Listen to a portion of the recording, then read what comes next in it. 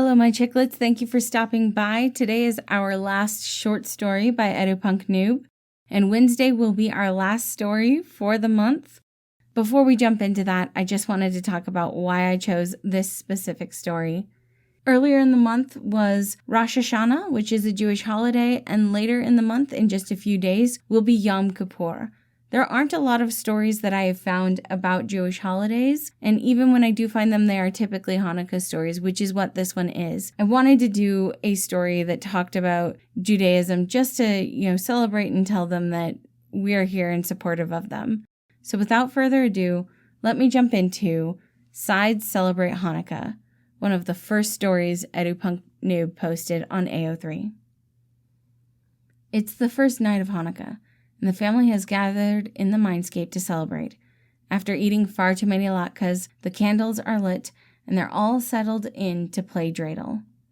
As with all things, each side has their own style of playing. Before anyone even begins to play, Virgil leaps up and carefully moves each menorah away from the table and onto the counter. He watches the candle carefully until they all burn down and he can finally stop worrying about them catching someone's sleeve on fire or dripping burning wax. Remus catches on to Virgil's fear and with a smirk and a shoulder shimmy. Melted candle wax can be exciting.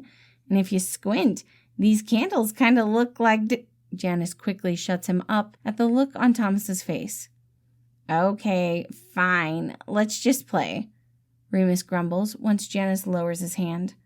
Patton sighs and distributes the little bags of chocolate gelt. Logan remarks how the little gold wrappers have accurate Hebrew lettering and muses on the etymology of the letters on the dreidel. Patton winks at him. I thought you'd appreciate that, kiddo. Roman goes first, twisting with a flourish, causing the dreidel to skip across the table as it spins. Princey, do you always have to spin it like that? Virgil asks, unsuccessfully trying to hide his grin. Roman simply laughs proudly and takes half the pile when he gets hay. As usual, Patton sneaks in extra gelt to the center of the table when he gets shin. Remus amuses himself by stealing gelt from Roman's pile and happily, and loudly, eating them, foil wrapper and all. Janice quietly takes a few from Remus's pile and slides them over to Thomas. After several rounds, with most of the sides, and Thomas, spinning shin or none, the pile in the center of the table is growing.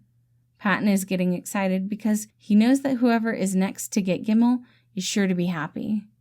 Finally, it's Virgil's turn again. He takes a breath, his hand a little shaky. His last 3 turns ended with the little wooden dreidel spinning right off the edge of the table. He knows he's amongst family, but he'd like to avoid the embarrassment and resolute chaos when Remus and Roman race to retrieve it. Virgil closes his eyes and cautiously twists and opens his eyes to see he got Gimel.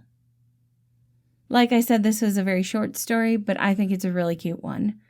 I hope you all enjoyed it, and I hope you have a wonderful day.